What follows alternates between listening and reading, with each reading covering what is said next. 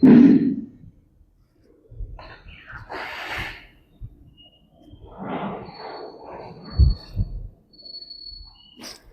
Hi. Hi. Hi sir. Hi Dhanesh. Okay, അപ്പം നമ്മൾ ഇതൊരു തുടക്കമാണ്. അതെ. നമ്മളുടെ എന്താ പരിപാടി വെച്ചാൽ വർത്താനം കുറച്ച് കൂടുതൽ അലങ്കാരമൊന്നുമില്ല. അത് അത്രേ ഉള്ളൂ. ഓക്കെ. ഒരു വിഷയം നമ്മളിപ്പം മാക്സിമം യാത്ര എന്നുള്ള സീരീസിന്റെ ആ ജോണറിൽ നിൽക്കുന്നതിനോട് നമുക്ക് അതിൽ മുന്നോട്ട് പോകാന്നുള്ളതാണ് എൻ്റെ അഭിപ്രായം. ഓക്കെ. പിന്നെ ബാക്കി രാഷ്ട്രീയവും വിഷയങ്ങളൊക്കെ നമ്മളിങ്ങനെ പൊതുവെ ചർച്ച ചെയ്യുന്ന കൂട്ടത്തിൽ നമ്മൾ ചർച്ച ചെയ്യും.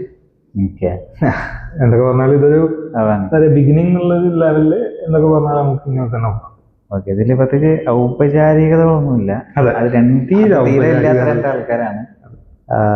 പക്ഷെ നമുക്ക് നമ്മളാദ്യം ചെറുതായിട്ട് പരിചയപ്പെടുത്താം. അതെ, അത് നല്ല. ഓക്കെ. അപ്പം എൻ്റെ പേര് ദാനിഷ്. എൻ്റെ പേര് നിഷദ്. അതെ. എന്താ ചെയ്യുന്നതെന്ന് കൂടെ പറഞ്ഞാൽ ഒരു അധ്യാപകനാണ്. എന്തൊക്കെ പറഞ്ഞാലും അധ്യാപനത്തിൽ കുറച്ചും കൂടി മുന്നോട്ടെല്ലാം പോകണം എന്നുള്ളൊരു ആഗ്രഹത്തിൽ നിൽക്കുന്ന ഒരു വ്യക്തിയാണ്. അതിലുപരി യാത്ര അതിലേറെ ഇഷ്ടപ്പെടുന്ന ഒരു വ്യക്തിയാണ്. Always use to say that teacher by profession and traveller by passion ആണ്. അപ്പോ ഇതാണ് എൻ്റെ ഒരു ടാഗ് ലൈൻ. യാത്ര മാത്രമല്ല, രാഷ്ട്രീയ അത്യാവശ്യമുണ്ട്. അതിന്റെ ഒരു തലവേദന ഇപ്പൊ കഴിഞ്ഞിട്ടോ ഉള്ളു. അപ്പൊ അങ്ങനെയാണ് എൻ്റെ ഒരു ബാക്ക്ഗ്രൗണ്ട്. ബാക്കി ഞാൻ ഇപ്പൊ ഇതിന് പുറത്തായി. അതായത് ഇപ്പൊ ഞാനിപ്പോ ഇങ്ങനെ കമ്പാക്ക് ആർത്തണം, ഞാൻ നന്നായി സ്കോർ ചെയ്യണം. അപ്പൊ അങ്ങനെ ലൈന് പറഞ്ഞോണ്ട് നീ അങ്ങനെ സാധനങ്ങളൊന്നുമില്ല. ഞാന് ഒരു കമ്മ്യൂണിറ്റി എൻഗേജ്മെന്റ്സ് ചെയ്യാന്ന് വേണമെങ്കിൽ പറയാം, അല്ലെങ്കിൽ ക്രിയേറ്റർ. പിന്നെ എഴുത്താണ് ആഗ്രഹം, എഴുത്താണ് ലക്ഷ്യം. എഴുതി തുടങ്ങുന്നു, എന്താ പറയാ, നമ്മള് കൊതിക്കുന്ന എഴുത്തുകാരൻ അല്ലെങ്കിൽ എഴുത്തുകാരനാവാൻ ആഗ്രഹിക്കണ ഒരാളെന്ന് പറയേണ്ടി വരും. അപ്പോൾ അതൊക്കെയാണ്. പിന്നെ നമ്മള് ഫ്രണ്ട്സാണ്. അതെ, നമ്മള് ഫ്രണ്ട്സ് എന്ന് വെച്ചാൽ മിനിമം ഒരു 10 വർഷമായി. അതെ, കട്ട കമ്പനിയാണ്. എന്ത് വിഷമം വന്നാലും ആദ്യം അറിയുന്ന വ്യക്തി എന്നെ സംബന്ധിച്ചിടത്തോളം ദാനിഷ് ആയിരിക്കും. അതെ. അപ്പോൾ ദാനിഷിന് എന്ത് വിഷയം വന്നാലും ദാനിഷ് തന്നെയാണ് ആദ്യം എന്നല്ല, എപ്പോഴാണോ എന്ന് തോന്നുന്ന വെച്ചാൽ സ്വാഭാവികമായിട്ടും നമ്മൾ അറിയാറുണ്ട്. അതിലുപരി സപ്പോർട്ട്. സൗഹൃദത്തിന് വേറെ തലങ്ങളിലൊക്കെ നമുക്ക് മനസ്സിലാക്കാൻ പറ്റുന്ന അറിയുന്നതിൻ്റെ ഒരു പ്രധാനപ്പെട്ട സംഗതി. കാരണം എന്താ വെച്ചാൽ ഏതൊരു സമയത്തും നമുക്ക് ഏറ്റവും കൂടുതൽ മീൻസ് ഒരു സമയത്ത് നമ്മൾ വിഷമിക്കുന്ന സമയത്തെല്ലാം നമുക്കൊരാള് നമ്മളെ വിഷയത്തിലൊക്കെ ഒന്നൊന്ന് സമാധാനിപ്പിക്കാൻ ആളുണ്ടാവുക എന്ന് പറയുന്നത്, അതും സൗഹൃദത്തിലുണ്ടാവുമ്പോൾ വളരെയധികം. പ്രത്യേകിച്ച് എൻ്റെ രാഷ്ട്രീയ വിഷയങ്ങളൊക്കെ നമുക്ക് നന്നായിട്ട് അറിയാം. കേസും വിഷയങ്ങളൊക്കെ ഉണ്ടാകുന്ന സമയത്തും അതിലുപരി വളരെ ഡൗൺ ആവുന്ന സമയത്തും, പ്രത്യേകിച്ച് പാസ്പോർട്ട് പോലത്തെ വിഷയങ്ങളിലൊക്കെ ബുദ്ധിമുട്ടുണ്ടായതാണ് എനിക്ക്. അപ്പോൾ അതിലൊക്കെ ആരോടെങ്കിലും പറയാന്നുള്ളതിലുപരി നമുക്ക് വേണ്ട രൂപത്തിൽ ഇതിനൊക്കെ ഒന്ന് സമാധാനിപ്പിക്കുക എന്ന് പറയുന്നതിൻ്റെ ഒരിതാണ്. അങ്ങനെ നമ്മളെന്തായാലും യാത്ര വിഷയങ്ങളിലേക്ക് ഇറങ്ങാം, അതാണ് നല്ലത്. ഈ വിഷയങ്ങളൊക്കെ നമുക്ക് ചർച്ച ചെയ്യാം. അത് സമയോചിതമായിട്ട് സാന്ദർഭികമായിട്ട് പറയാന്നുള്ളതാണ് എൻ്റെ അഭിപ്രായം. എന്ന് വെച്ചാൽ അങ്ങനെ നമ്മൾ പറയുന്നതായിരിക്കും അതിന് കുറച്ചും കൂടി നന്നാവാം. അതാണ്, നമ്മളിതിങ്ങനെ വെറുതെ വർത്താനം പറയാൻ വേണ്ടി തുടങ്ങുന്ന പരിപാടിയാണ്. ഇങ്ങനെ വേറെ ഗാഠമായ ലക്ഷ്യങ്ങളൊന്നുമില്ല. മറ്റേ ഫോറസ്റ്റ് ഗംപില് മറ്റേ അതില് സിനിമയാണ്, അതിലത്തെ മെയിൻ കഥാപാത്രം പ്രത്യേക കഥാപാത്രം. ആള് ഓടാൻ തുടങ്ങും. ഓടിന്നെ നേരത്തൊന്നുമില്ല, അതൊക്കെ ഓടണം തോന്നി. ഒരു ദിവസം വീട് കൂട്ടൊന്നുമില്ല, വീട്ടിൽ നിന്ന് ഇറങ്ങി ഓടി. അങ്ങനെ ഓടി കുറെ കഴിഞ്ഞപ്പോ ആൾക്കാർ കൂടാൻ തുടങ്ങി. സംഭവമായി ഇങ്ങനെ നിർത്താതെ ഓടിക്കൊണ്ടിരിക്കാണ്. അപ്പൊ ആളുകൾ വിചാരം വെച്ച് കഴിഞ്ഞാൽ അയാൾ ഓടുന്നത് ചിലപ്പോ എന്തോ കോഴ്സിന് വേണ്ടിയിട്ട് ഒരു മെസ്സേജ് സ്പ്രെഡ് ചെയ്യാൻ വേണ്ടി ആയിരിക്കും എന്നൊക്കെയാണ് ആൾക്കാർ വിചാരിക്കുന്നത്. പക്ഷെ ഇയാൾ ഓടുന്നതിനെ പറ്റി കാരണമില്ല. അപ്പൊ ആൾക്കാർ ഇയാളെ കൂടും, ഇയാളെ ഒരു സ്പിരിച്വൽ ഗുരുവാക്കിയിട്ട് കാണും. ഇയാളൊന്നും മിണ്ടുന്നില്ല, ഇയാൾ ഓടുന്നേ, ഇയാളുടെ ബാക്കിൽ ഓടും. പലരും പറഞ്ഞുണ്ടാക്കും ഇയാള് ലോകത്തിന്റെ നന്മക്ക് വേണ്ടിയിട്ടാണ് ഓടുന്നത്. ഒക്കെ അവിടെ കഴിഞ്ഞ് കുറെ മൈലുകൾ കഴിഞ്ഞ് കുറെ വർഷങ്ങളൊക്കെ കഴിഞ്ഞ് മാസങ്ങളൊക്കെ കഴിഞ്ഞിട്ട് ഇയാൾ അവസാനം ഓട്ടം നിർത്തും. അപ്പൊ അയാൾ തിരിയുമ്പത്തെ അയാളെ പിന്നെ 100 ആൾക്കാർ കൂടെ ഓടുന്നുണ്ടാവും. അപ്പോഴാണ് അയാള് സംസാരിക്കാൻ. അയാൾ ചോദിക്കുമ്പോ ഫൈനലി ആൾക്കാർ കേൾക്കാൻ നിൽക്കുക. എന്താണ് ഒരു പ്രോഫറ്റിനെ പോലെ ആൾക്കാർ കാണുന്നത്. I just want to go home. ഓട്ടം കഴിഞ്ഞ് ഇനി തിരിച്ചു പോകണം. എന്തിനാ നിങ്ങൾ ഓടിയെന്ന് വെച്ചപ്പോ I just felt like running. അതുപോലെ ചില സമയത്ത് ചില കാര്യങ്ങൾ ചെയ്യാന് വലിയ ലക്ഷ്യങ്ങളും സാധനങ്ങളും വേണ്ട. സത്യം. നമുക്ക് രണ്ടാക്കും ഇങ്ങനെ തോന്നി പറയുന്നു. അത് നമ്മൾ എന്നുവെച്ചാൽ എല്ലാ വിഷയത്തിനെയും എന്താ പറയുക, ഒരു താത്വികപരമായിട്ട് വിഷയത്തിനെ കാണുക എന്നുള്ളത് തന്നെയാണ്. ഇപ്പൊ എന്താ പറയാ, റൂമി ഒരിക്കലും എന്ത് ചെയ്തിട്ടുണ്ടെന്ന് വെച്ചാല് ചൂട്ടും കത്തിച്ചിട്ട് എന്നുവെച്ചാൽ റാന്തൽ വിളക്ക് കത്തിച്ചിട്ട് മനുഷ്യനെ തേടി നടന്നു എന്ന് പറയുന്ന ഒരു സാധനമുണ്ട്. നട്ട പൊളിച്ചക്കാണ്. അപ്പൊ ആൾക്കാർ ഇയാൾ ഇങ്ങനെ ഈ റാന്തൽ വിളക്കും കത്തിച്ചിട്ട് എന്ന് വെച്ചാൽ ഉച്ച സമയത്തൊക്കെ ഇങ്ങനെ നടക്കുമ്പോൾ ആൾക്കാർ ചോദിക്കുമല്ലോ എന്താ ഭ്രാന്തായിട്ടാണ് അങ്ങനെ നടക്കുന്നത് എന്നുള്ള ആ യാഥാർത്ഥ്യം.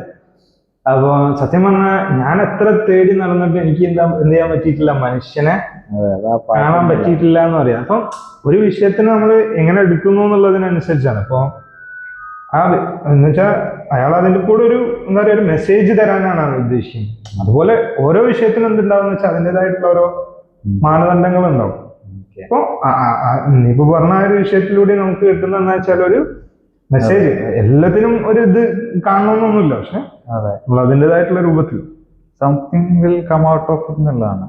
ഞാൻ എന്തൊന്ന് പോസ് ചെയ്യണ്ടേ, നമുക്കത് എഡിറ്റ് ചെയ്യാം. രണ്ട് പ്രാവശ്യം നിർത്താതെ വിളിക്കുന്ന ആരാണ്?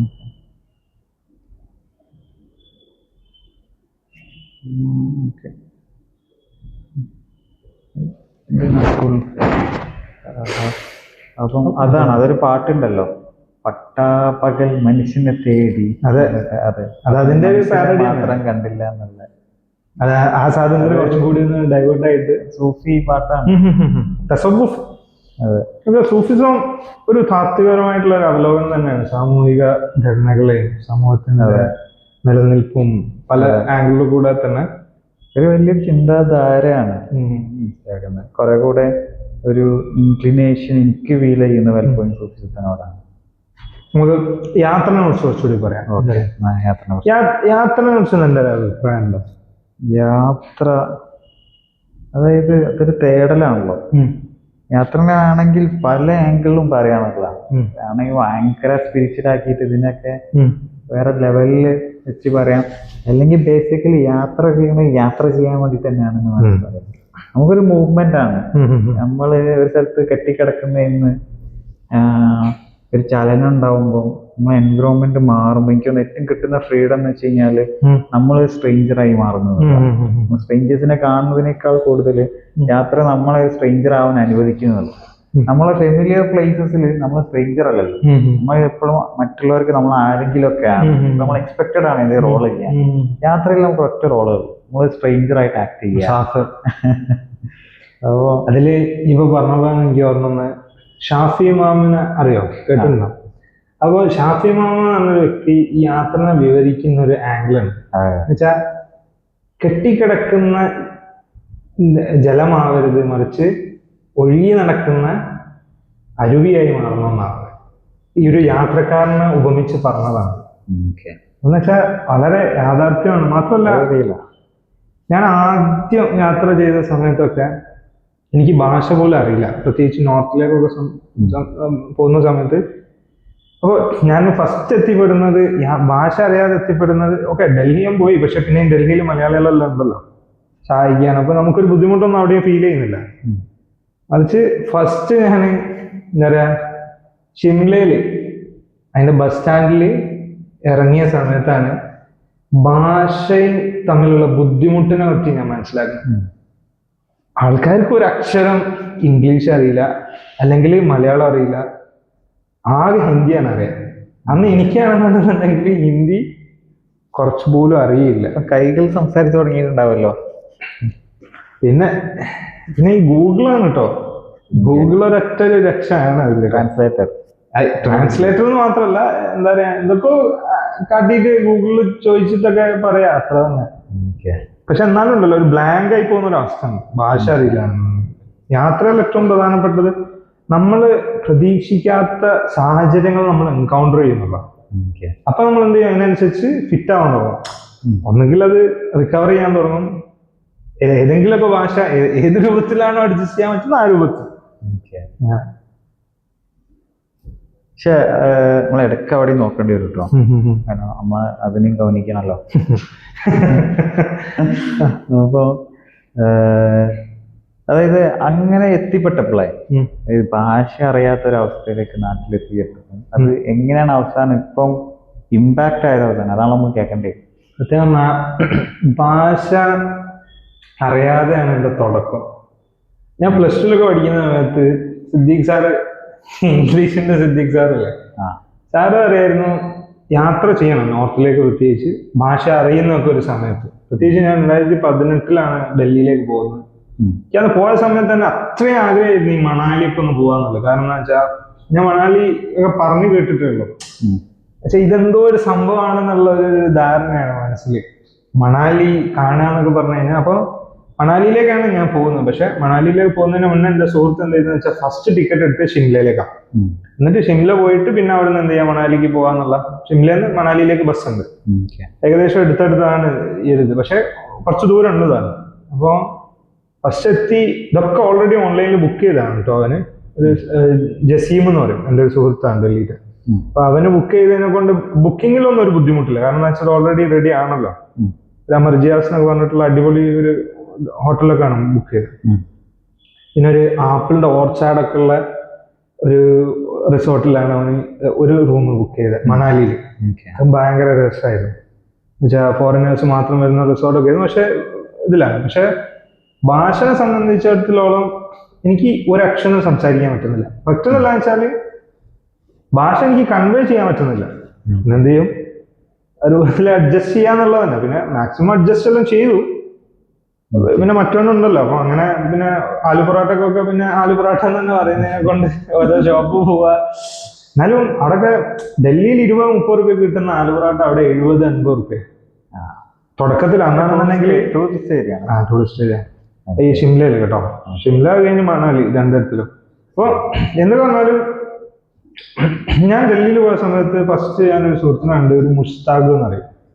അപ്പൊ അവൻ എന്ത് ചെയ്തെന്ന് വെച്ചാൽ ഒരു FJ അലർമാൻ എന്ന് പറഞ്ഞിട്ടുള്ള ഒരു എക്സ്പെഡിഷൻ ഉണ്ട്, കേട്ടിട്ടുണ്ടോ എന്നറിയില്ല.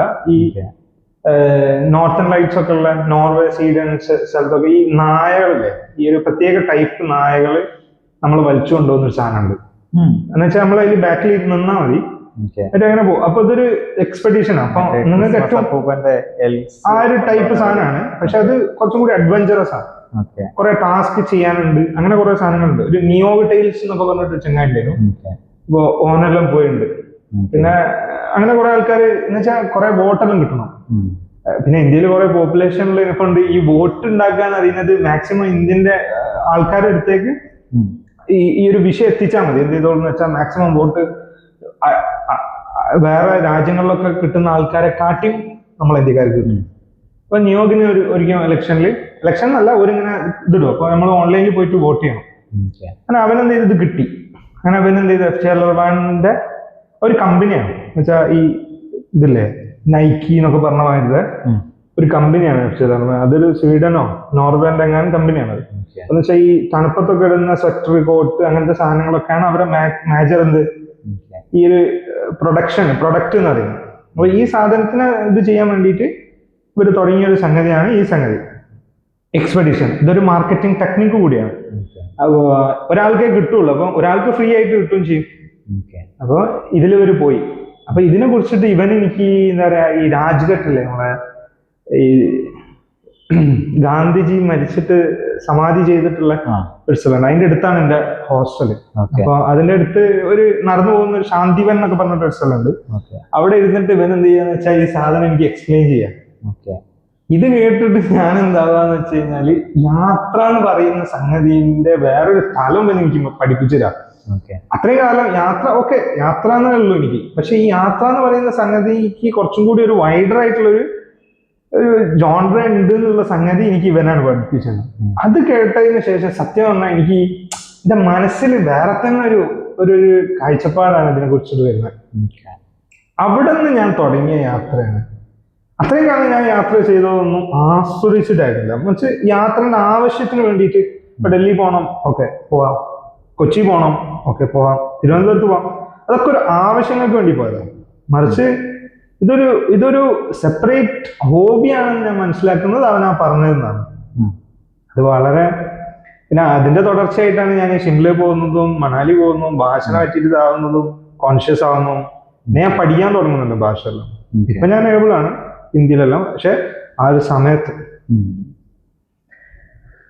നോർത്തിൽ ട്രാവൽ ചെയ്യുമ്പോൾ ഹിന്ദി അറിയണം എന്ന് തന്നെയാണ്. ഹിന്ദി അറിഞ്ഞാൽ നന്നെന്നുള്ളതാണ്. കാരണം എന്ന് വെച്ചാൽ എക്സ്പ്ലോർ ചെയ്യാൻ പറ്റും.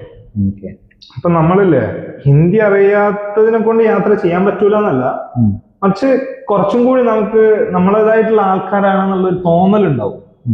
മനസ്സിലായോ? ഞാൻ ഹിന്ദി ഭാഷനെ രാഷ്ട്രീയപരമായിട്ട് എടുക്കുന്നത് അതൊരു വേറെ തന്നെ ഒരു ആംഗിളാണ്, അത് നമുക്ക് വേറെ സംസാരിക്കാം. പക്ഷെ ഞാൻ യാത്രന്റെ പെർസ്പെക്റ്റീവിൽ ഭാഷ എന്നുള്ളതും അതും പ്രത്യേകിച്ച് ഹിന്ദി എന്ന് പറയുന്ന ഭാഷനെ സംബന്ധിച്ച് ഞാൻ പറയുന്നതെന്ന് വെച്ചാൽ, യാത്രയിൽ ഹിന്ദി അനിവാര്യതയായി വരുന്ന ചില സമയങ്ങളെല്ലാം ഉണ്ട്. എന്നുവെച്ചാൽ ഞാൻ ലഡാക്കിൽ നിന്ന് വരുന്ന സമയത്ത് എനിക്ക് മൂക്കിന്ന് ബ്ലഡ് എടുക്കുക എന്നുവെച്ചാൽ മൗണ്ടെയിൻ സിക്നസ് ആണത്. എന്നുവെച്ചാൽ നമ്മൾ ആ ഒരു ക്ലൈമറ്റുമായിട്ട് അക്ലൈമറ്റൈസ് ചെയ്തിട്ടില്ല, നമ്മൾ ആ ഒരു ക്ലൈമറ്റുമായിട്ട് നമുക്ക് അറിയില്ല എങ്ങനെ സർവൈവ് ചെയ്യണം ചേരാനുണ്ട്. എന്നുവെച്ചാൽ അതൊരു പ്രശ്നമാണ്. അപ്പൊ ഞാൻ എന്ത് ചെയ്തെന്ന് വെച്ചാൽ എനിക്ക് ഫുൾ അഡ്വഞ്ചർ ആണല്ലോ, ബുള്ളറ്റ് ഓണാക്കി കഴിഞ്ഞാൽ ഇത് പോയിക്കോളും എന്നുള്ള. പക്ഷെ ബുള്ളറ്റ് പോലും സ്ലോ ആവുന്നുണ്ട് കേട്ടോ, അവിടെ ഓക്സിജൻ ഇല്ല. ഈ പെട്രോൾ കമ്പഷൻ നടക്കണമല്ലോ, എന്നാലല്ലേ ഇത് ത്രോട്ടിൽ കൊടുത്താൽ പോവുള്ളൂ. അപ്പൊ ഈ ബുള്ളറ്റ് പോലും ഓടാത്തൊരവസ്ഥ, അങ്ങനെ ഒരു സംഭവം ഉണ്ട്. എന്നുവെച്ചാൽ ഓക്സിജൻ വളരെ കുറയുന്ന ഒരു സംഗതിയാണ് ലഡാക്ക് റീജിയൻ. ഓക്സിജൻ കുറവാണ്. കാശ്മീരും ലഡാക്കും രണ്ടാണ് കേട്ടോ. കാശ്മീർ കുറച്ചും കൂടി വശ്യതുള്ള നാടാണ്. അതിന്റെ പ്രകൃതി തന്നെ. ഞാന് 3 വട്ടം ഞാൻ കാശ്മീർ പോയിട്ടുണ്ട്. ഫസ്റ്റ് ഞാൻ പോയത് കോവിഡ് കഴിഞ്ഞ പാടാണ്. മറ്റേ ഒരു അറ്റാക്ക് ഉണ്ടായിരുന്നില്ലേ, നോട്ട് ബലാക്കോട്ട്, ഒരു വാൻ SUV വന്ന് ഇടിച്ച് കുറെ പട്ടാളക്കാരെല്ലാം മരിച്ച ഒരു അവസ്ഥ ഉണ്ടായിരുന്നു. വല്ലാത്തൊരു പൊളിറ്റിക്കൽ സിറ്റുവേഷനുള്ള സമയത്താണ് ഞാൻ അവിടെ ചെല്ലുന്നത്. പൊതുവെ കാശ്മീരിലേക്ക് എനിക്ക് കടക്കണമെന്നുണ്ടെന്നുണ്ടെങ്കിൽ എന്റെ പ്രീപെയ്ഡ് സിം ആദ്യം ബ്ലോക്ക് ആവും. അവിടെ നിന്ന് ഒരു സിം എടുത്തിട്ട് നമ്മൾ പോയി, എന്നാലേ നമുക്ക് അവിടുത്തെ നെറ്റ്വർക്ക് എല്ലാം കിട്ടുള്ളൂ. ഞാൻ ആദ്യം പോയ സമയത്ത് ഞാനും എൻ്റെ അനിയനും കൂടിയാണ് പോകുന്നത്. വളരെ പ്രതീക്ഷയോടെ പോകുന്നത്. കാരണം എന്താ വെച്ചാൽ കാശ്മീർ കാണാൻ, തണുപ്പ് കാണാൻ, മഞ്ഞ് കാണാൻ എന്നുള്ളതൊക്കെ ഒരു വേറെ തന്നെ ഒരു മഞ്ഞ് ഞാൻ ഓൾറെഡി മണാലിയിലൊക്കെ കണ്ടിട്ടുണ്ടെങ്കിലും കാശ്മീർ എന്നുള്ളത് ഒരു ഇമോഷൻ ആണല്ലോ. എന്നുവെച്ചാൽ ഒരു ജമീൻ അസ്ത് എന്നെല്ലാം പറഞ്ഞിട്ട് ഒരു കവിത എല്ലാം ഉണ്ട്, ഒരു പെർഷ്യൻ വളരെ വലിയൊരു കവിയുടെ ഒരു കവിത എല്ലാം ഉണ്ട്. അപ്പൊ അതൊക്കെ ഞാൻ കേട്ടിട്ട് എനിക്ക് കാശ്മീർ എന്ന് പറയുമ്പോൾ ഒരു വേറെ തന്നെ ഇതാണെന്നുള്ള. ഞാൻ അവിടെ എത്തി. അന്ന് ഈ കോവിഡിന്റെ സമയത്തായതുകൊണ്ട് ആരും ഇല്ല, വളരെ കുറച്ച് ആൾക്കാർ. പിന്നെ എന്റെ കുറച്ച് ജൂനിയേഴ്സ്, ഞാൻ എത്തിയതിന് ശേഷം കുറച്ച് ആൾക്കാരുണ്ട്. ഒരു അൻഷിദ്, കറക്റ്റ് ഓർമ്മിക്കുന്നില്ല പേരൊന്നും. വളരെ വളരെ എന്താ പറയാ, ഞങ്ങൾ എൻജോയ് ചെയ്തൊരു സമയമാണ്. ഞാനും എൻ്റെ ഒരു സുഹൃത്തല്ല, എൻ്റെ അനിയനാണ്. ഞാനും എൻ്റെ അനിയനുമാണ് പോയത്. പിന്നെ ഞങ്ങൾ ബാക്കിയുള്ളവരൊക്കെ അവിടുന്ന് ആഡ് ചെയ്തതാണ്. പോയ സ്ഥലത്ത് നിന്ന് ഫ്രണ്ട്ഷിപ്പ് ഉണ്ടാക്കി പിന്നെ ആസ്വദിക്കുക. അതാണ് കാരണം. എന്താ വെച്ചാൽ നമുക്ക് അത്ര പ്ലാൻ ചെയ്തിട്ട് അത്ര വലിയ ടീമിനൊന്നും എടുത്തിട്ട് പോകാനൊന്നും കഴിയില്ല. കാരണം അല്ലെങ്കിൽ അങ്ങനത്തെ ആൾക്കാർ വേണം അവിടെ. ഞാൻ നിൽക്കുന്ന സമയത്ത് ഡൽഹിയിൽ കോവിഡ് കഴിഞ്ഞ സമയം, എന്ന് വെച്ചാൽ ലോക്ക്ഡൌൺ എടുത്ത് മാറ്റിയിട്ടുള്ളൂ. അങ്ങനെ ഞാൻ കാശ്മീരിൽ പോയി. അത് വേറെ തന്നെ എക്സ്പീരിയൻസ്. അത് വളരെ മിനിമലാണ്. കാരണം എന്താ വെച്ചാൽ എൻ്റെ കയ്യിൽ പൈസ ഇല്ല, വളരെ ബജറ്റ് ഫ്രണ്ട്ലി എനിക്ക് പോകണം. പക്ഷെ ഷിക്ര ഒക്കെ ഭയങ്കര വൈബായിരുന്നു കേട്ടോ. ഞങ്ങൾ ഈ ഷിക്രന്റെ അവിടെ ഉള്ള ഒരു റിസോർട്ടിലെല്ലാം അത് വേറെ തന്നെ ഒരു ഭംഗിയായി. രണ്ടാമത് പോകുന്നത് ഞാൻ എന്റെ ഫാമിലിന്റെ ഒപ്പം, അമ്മ, അപ്പ, അനിയന്, അനിയത്തി എല്ലാരെയും കൂടി കൂട്ടിയിട്ടാണ് പോകുന്നത്. അപ്പൊ കാശ്മീർ അവർക്ക് കാണണം എന്നുള്ള ഒരു ഇതിൽ ഓരോ ഞാൻ വളരെ പ്ലാൻഡ് ആയിട്ടെല്ലാം അവരെ കൊണ്ടുവന്നു. അത് എന്ന് വെച്ചാൽ ഗുൽമർഗെല്ലാം പോയി മഞ്ഞിലെല്ലാം കളിച്ച് വളരെ വൈബായിരുന്നു. മൂന്നാമത് ഞാൻ പോയത് ആ കാശ്മീർ എന്ന് വെച്ചാൽ കോഴിക്കോട് നിന്ന് അങ്ങോട്ടേക്ക് ഡൽഹി വഴി ബുള്ളറ്റ് എടുത്തിട്ട് പോയതാ. അപ്പോഴാണ് അതെന്ന് വെച്ചാൽ ഞാൻ പോയത് തണുപ്പത്തല്ല. ഞാൻ അത്രയും കാലം പോയത് ഇവരൊക്കെ ഐസ് കാണിക്കാനും മഞ്ഞ് കാണിക്കാനും എന്നുള്ളത് വൈബാണ്. പക്ഷെ ആ സമയത്ത് ഞാൻ പോയത് ശരിക്കും ബുള്ളറ്റ് റൈഡിലാണ്. അന്ന് കിട്ടിയൊരു വൈബുണ്ട്. എന്ന് വെച്ചാൽ അത്ര തണുപ്പല്ല. ഞാനൊരു ഏപ്രിൽ മെയ് മാസത്തിലാണ് പോകുന്നത്. സ്വാഭാവികമായിട്ടും മഞ്ഞൊരുകിയ സമയമാണ്. അവിടുത്തെ പാടങ്ങളൊക്കെ പച്ചപ്പിൽ നിൽക്കുന്നത്. പക്ഷെ പിന്നെ എനിക്ക് ഒരു നൈറ്റ് അവിടെ നിന്നിട്ട് ഷിക്ര എന്താ പറയാ ഈ ദാൽ ലേക്കിന്റെ സൈഡിൽ നിന്നിട്ട് പിന്നെ എനിക്ക് എന്ത് ചെയ്യണമെന്ന് വെച്ചാൽ ലഡാക്കിലേക്ക് വണ്ടി എടുത്ത് പോകണം. അപ്പൊ ഞാൻ സുബിക്ക് ഒരു 4 മണിക്ക് ഞാൻ ഇറങ്ങിയതാണ്. സുബി നിസ്കരിച്ച് അങ്ങോട്ട് ഇറങ്ങിയ സമയത്ത് ഒരു ഭയങ്കര പ്രത്യേക ഫീലാ കിട്ടി. കാശ്മീർ സോൻമർഗ് ടു ലഡാക്ക് എന്ന് പറഞ്ഞിട്ടുള്ള ആ റൂട്ടാണത്. അപ്പൊ എനിക്ക് ലഡാക്കിലേക്ക് എത്തണം, ജോജില പാസ് കഴിഞ്ഞിട്ട് പോകണം. അപ്പോ മോനെ രാവിലെ ഞാൻ അങ്ങോട്ട് എത്തിയപ്പോ ഒരു ഷോപ്പിൽ ഇറങ്ങിയിട്ട് ഗുസ്താബ എന്നൊക്കെ പറയും. കാശ്മീരിയുള്ള പ്രത്യേക ഫുഡാണ് അത്. എന്നുവെച്ചാൽ കുറെ നേരം ഈ മീറ്റ് ബോൾ പോലത്തെ ഒക്കെ ഒരു സാധനമാണ്. അപ്പൊ മീറ്റ് ബോൾ പോലത്തെ ഒക്കെ ഈ എന്താ പറയാ കറി പോലെ ആക്കിയിട്ട് കുറെ നേരം വേവിച്ചെടുത്തിട്ടുള്ള ഒരു സാധനമാണ്. ആൾക്ക് എപ്പോഴെങ്കിലും ഒക്കെ പറ്റുമെങ്കിൽ കഴിച്ചോളാം. കറി ഗുസ്താബ എന്ന് വെച്ചാൽ റൊട്ടീൻ്റെ ഒപ്പം കൂട്ടിയിട്ടാണ് കഴിക്കാം. അപ്പൊ കുറെ പ്രത്യേക ടൈപ്പ് ഫുഡാണ് അവിടെ. ഈ എന്താ പറയാ അത് വേറെ തന്നെ വൈബാണ്. ചിക്കന് നമ്മളെ പോലത്തെ റൈസ് തിന്നുന്ന ആൾക്കാരാണ് അവിടെ. ചിക്കന് നല്ല സ്പൈസി ആക്കിയിട്ടാണ് അവർ ഉണ്ടാക്കുക. അതൊക്കെ നല്ല വൈബാണ്. അതാണ് ഒരു സ്റ്റേപ്പിൾ ഫുഡാണ് അത്. അങ്ങനെ ഞാൻ അതെല്ലാം കഴിച്ച് പിന്നെ എൻ്റെ ഒപ്പം ഒരു ഫ്രണ്ട് ഉണ്ടായിരുന്നു, PhD ചെയ്യുന്ന ഒരു ബുധൻ എന്ന് പറയും. ഞങ്ങൾ രണ്ടാളും കൂടി എന്ന് വെച്ചാൽ 20-25,000 റുപ്യന്റെ ട്രിപ്പാണ്. എന്ന് വെച്ചാൽ എനിക്ക് ഒറ്റയ്ക്ക് ഡീൽ ചെയ്യാൻ കഴിയില്ല അത്ര പൈസ. 10-12 ഞാൻ എടുക്കാം, 10-12 ഓനും എടുക്കും. ആ ഒരു വൈബിലാണ് ഞങ്ങൾ പോകുന്നത്. വെച്ചാൽ ഡൽഹി ടു കശ്മീർ, ലഡാക്ക്, പിന്നെ തിരിച്ച് ഡൽഹി തന്നെ എത്തണം. പക്ഷെ പോകുന്നത് കശ്മീർ വഴി, ധർമ്മശാല പോയിട്ട് കശ്മീർ വഴി ലഡാക്കാണ്. ലഡാക്കിൽ നിന്ന് തിരിച്ച് മണാലി വഴിയാണ് ഞാൻ തിരിച്ചു പോകുന്നത്. അപ്പോൾ ഇതാണ് അത് കുറച്ച് വേറെ റൂട്ടാണ്. അപ്പൊ ലഡാക്ക് കാണാന്നുള്ള എന്റെ സ്വപ്നമാണ്. കാരണം എന്താ വെച്ചാൽ റൈഡേഴ്സ് പ്രത്യേകിച്ച് ഞാൻ ബുള്ളറ്റ് തന്നെ കോഴിക്കോട് നിന്ന് എടുത്ത് പോകുന്നതിന് എന്തിനാ വെച്ചാൽ ഈ ലഡാക്കിന്റെ റോട്ടിൽ കൂടെ ഓടിക്കാനാണ്. കാരണം എന്താ വെച്ചാൽ അങ്ങനത്തെ ഒരു ടെറൈൻ നിങ്ങൾ റൈഡേഴ്സിനെ സംബന്ധിച്ച് സ്വർഗമാണ്. മനസ്സിലായോ? അങ്ങനത്തെ ഒരു ടെറൈൻ വേറെ എവിടെയും കിട്ടൂല. ലോകത്തന്നെ അവിടെ കിട്ടുമെന്ന് എനിക്ക് തോന്നുന്നില്ല. പിന്നുള്ളത് കുറച്ച് ആൻഡസ് മൗണ്ടെയിൻസ് ഇല്ലേ, നമ്മളെ സൗത്ത് അമേരിക്കയിൽ കുറച്ച് കിട്ടുമായിരിക്കും. പിന്നെ റഷ്യന്റെ കുറച്ച് സൈഡിലൊക്കെ ഉണ്ട്. പക്ഷെ അതൊക്കെ ഹെവി -20-40 ഡിഗ്രിയിലേക്കൊക്കെ പോകുന്ന മൗണ്ടെയിൻസ് ആണ് റഷ്യ സൈഡ്, സൈബീരിയയിലൊക്കെ ഉള്ളത്. ഹിമാലയന്റെ പ്രത്യേകത എന്താ വെച്ച് കഴിഞ്ഞാല് ഞാൻ എവിടെ വായിച്ചു കേട്ടിട്ടുണ്ട്, ചെറുപ്പത്തിൽ നിങ്ങൾ പോയിട്ട് ഹിമാലയത്തിനെ കണ്ടു കഴിഞ്ഞാല് നിങ്ങൾക്ക് പിന്നെ ഒരു സ്ഥലവും അത്ര ഭംഗിയുള്ളതായി തോന്നൂല. അപ്പൊ കുറച്ച് പ്രായമായിട്ടാണ് സാധാരണ ഹിമാലയത്തിലേക്ക് പോകേണ്ടതെന്നുള്ളൊരു എവിടെയോ ഞാൻ ഏതൊരു കവിതയോ അങ്ങനെ എന്തോ ഒരു തോട്ട് ഞാൻ എവിടെ കണ്ടു. ശരി. അപ്പൊ അത്രക്ക് വശ്യതയും ഭംഗിയുള്ള ഒരു സ്ഥലമാണ് ഹിമാലയങ്ങള്. പ്രത്യേകിച്ച് ഹൈന്ദവ വിശ്വാസപ്രകാരം അവർക്ക് വളരെ വളരെ ദേവഭൂമി എന്നാണ് പറയാന്ന് ചെയ്യാം. ഈവൻ ഈ ഹിമാചൽ ബസ്സിലൊക്കെ ഓൾറെഡി എഴുതി വെച്ചിട്ടുണ്ടാവും ദേവഭൂമിന്ന്. മനസ്സിലായോ? അപ്പൊ അത്രയും പവിത്രത കൽപ്പിക്കുന്ന ഒരു സംഗതിയാണ് ഹിമാലയ. അപ്പൊ ഹിമാലയത്തിന് വിശ്വാസപരമായിട്ട് വളരെ വ്യത്യസ്തമായിട്ടുള്ള ഒരു ആംഗിൾ ഉണ്ട്. ബദ്രിനാഥ്, കേദാർനാഥ്, മനസ്സിലായോ? അങ്ങനത്തെ പിന്നെ ഈ കൈലാഷ് മൗണ്ടെയിൻ റീജിയൻ, ഇതൊക്കെ വളരെ വിശ്വാസപരമായിട്ട് തന്നെ നമ്മളെ എനിക്ക് തോന്നുന്നു ശങ്കരാചാര്യ വരെ അവിടെ പോയിട്ട് വിഷയങ്ങളെല്ലാം വെച്ചാൽ ധ്യാനിരിക്കുകയും നോർത്തിൽ പ്രത്യേകിച്ച് കാശി അവിടെയൊക്കെ പോയിട്ടൊക്കെ ഉള്ള വേറെ തന്നെ ഒരു വൈബുണ്ട്. അപ്പൊ ഞാൻ ഹിമാലയത്തിനെ പറ്റി പറയാം. ഹിമാലയം എന്ന് പറയുന്നത് വേറെ തന്നെ ഒരു ഫീൽ തരുന്ന ഒരു സാധനം.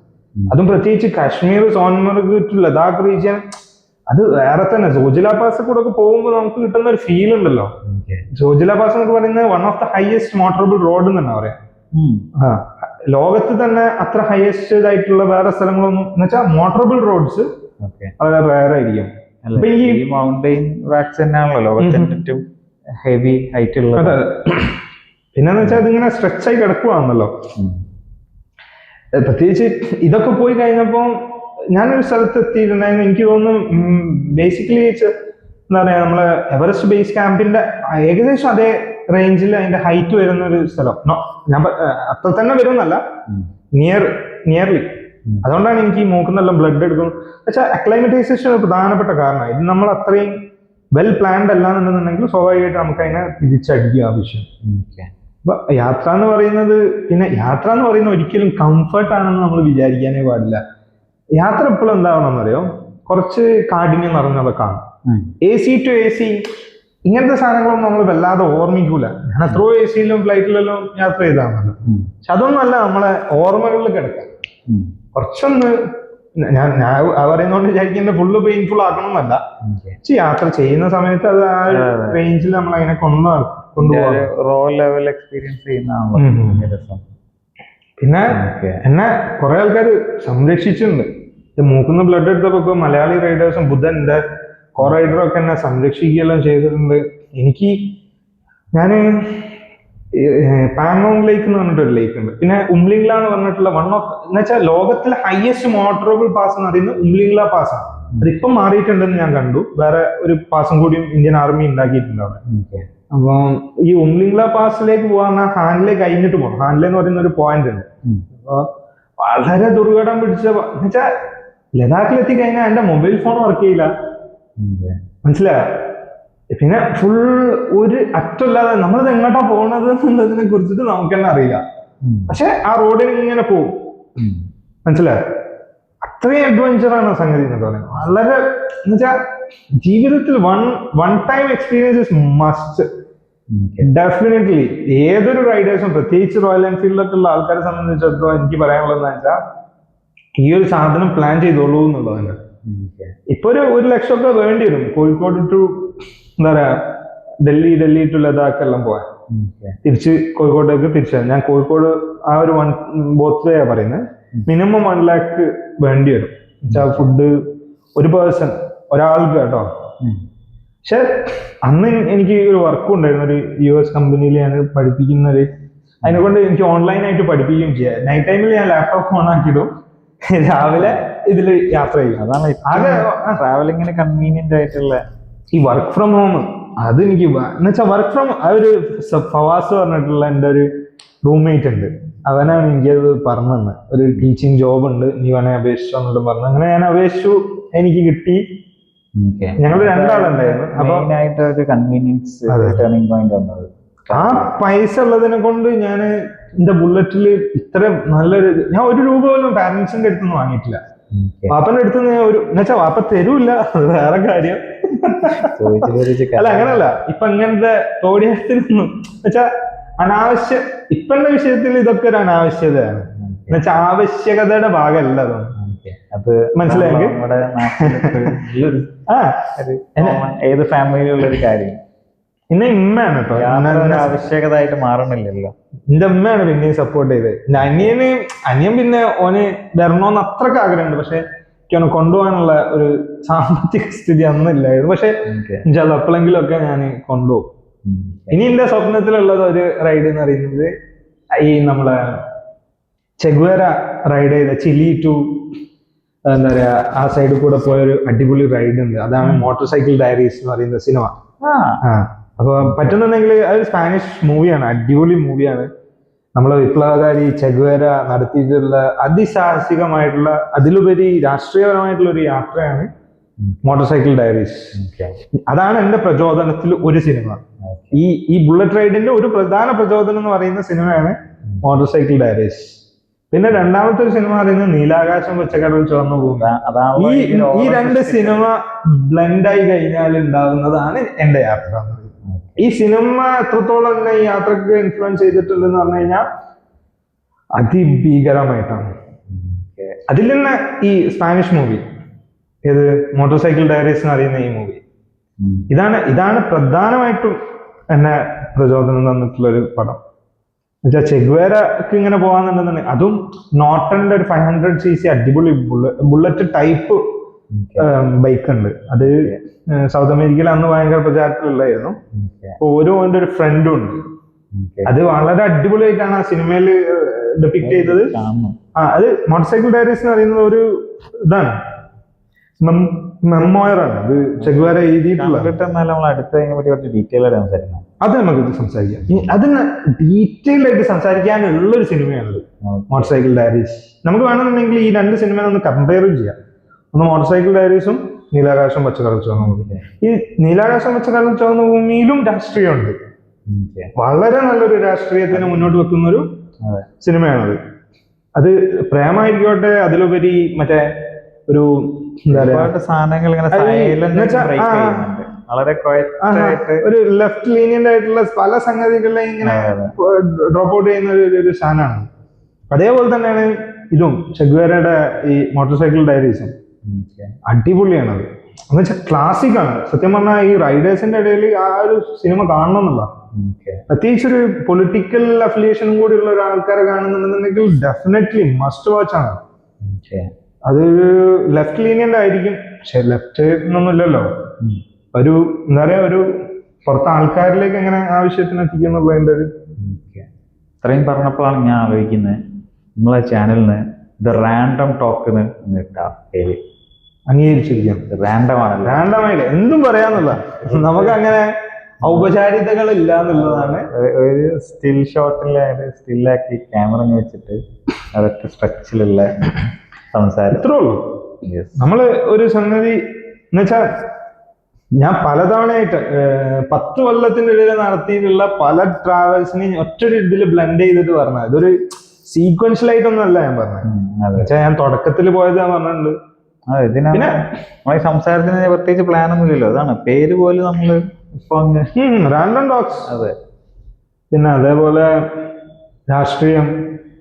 എനിക്ക് ഞാൻ എൻ്റെ ഒരു പേഴ്സണൽ കാര്യം കൂടി ഇത് പറയണം തോന്നുകയാണ് എനിക്ക്. ഇപ്പൊ ഇത്രയൊക്കെ ഞാൻ പറഞ്ഞ സ്ഥിതിക്ക് ഇനി അതും കൂടി പറഞ്ഞിട്ടില്ലെങ്കിൽ ഇതൊരു ക്ലാസിക് ആവില്ല എന്നുള്ള ഒരു തോന്നൽ.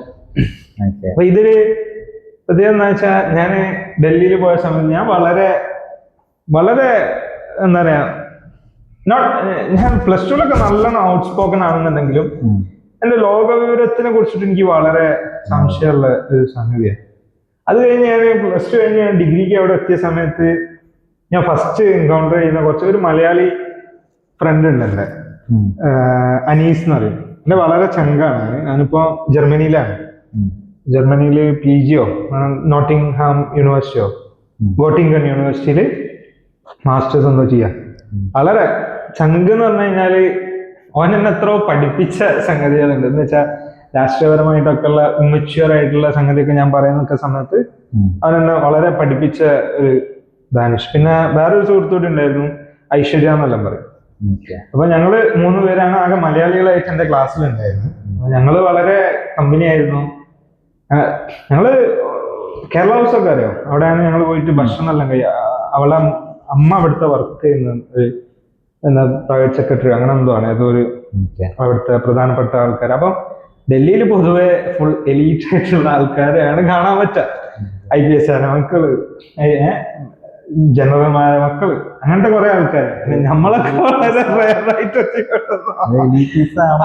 എലീറ്റിസം ഡൽഹി യൂണിവേഴ്സിറ്റിന്റെ ഒരു മുഖമുദ്രയാണ്.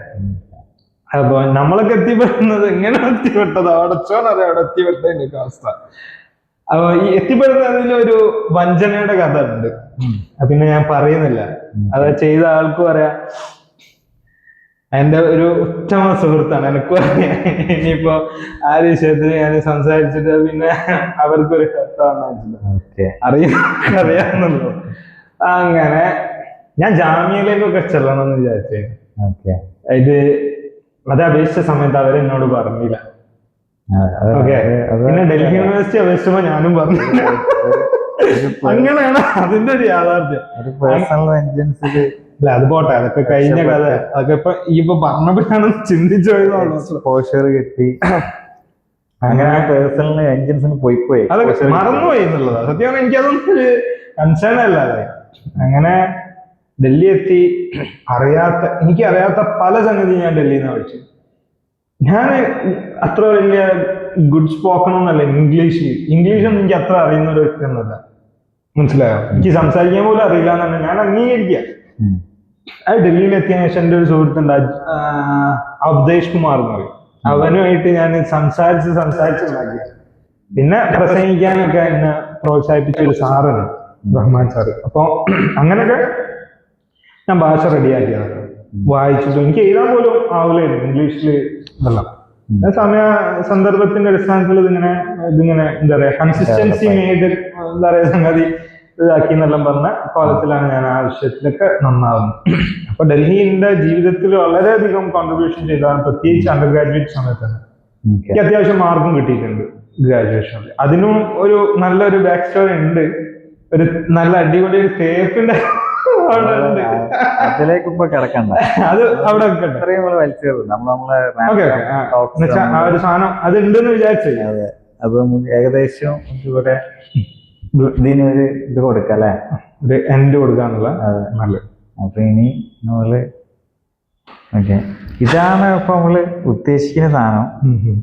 ഒരു ചില സാധനങ്ങൾ നമുക്ക് ഒരു പ്രിപ്പറേഷനും ഇല്ലാണ്ടും ചെയ്യാലോ.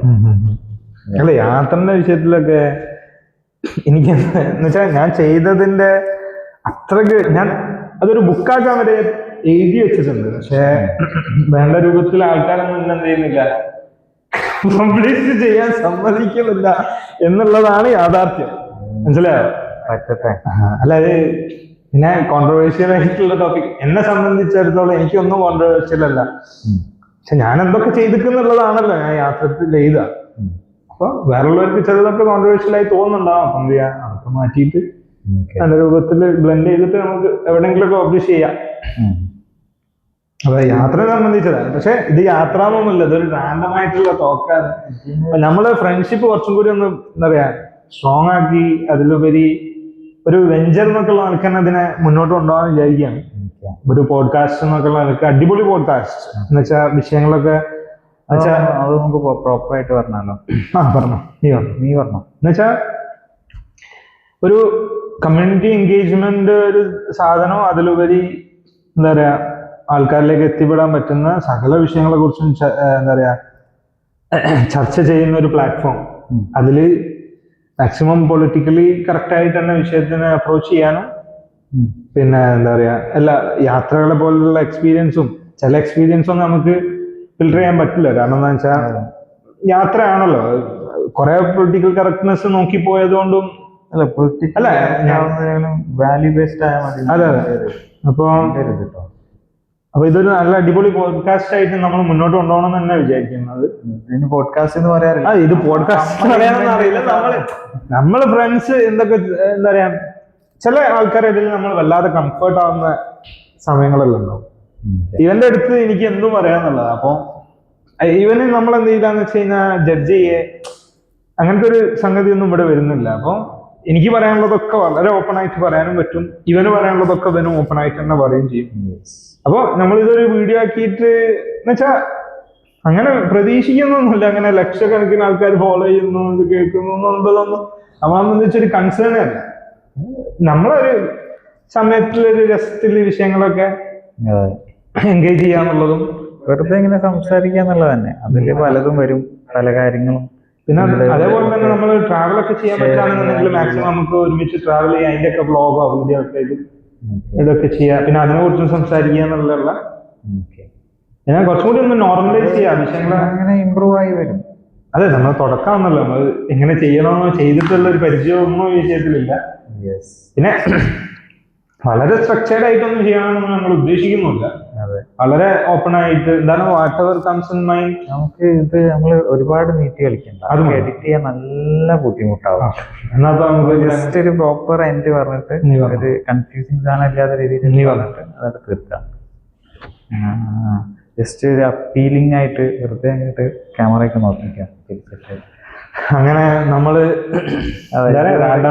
ഒരു ഇപ്പോഴത്തെ സാധനം കഴിഞ്ഞ് ബാക്കി നമുക്ക് ഇതാണ് ഇങ്ങനെ വെറുതെ സംസാരിക്കാന്നല്ലേ. സോ അതാണ് നമ്മളെ പേര്, റാൻഡം ടോക്സ്.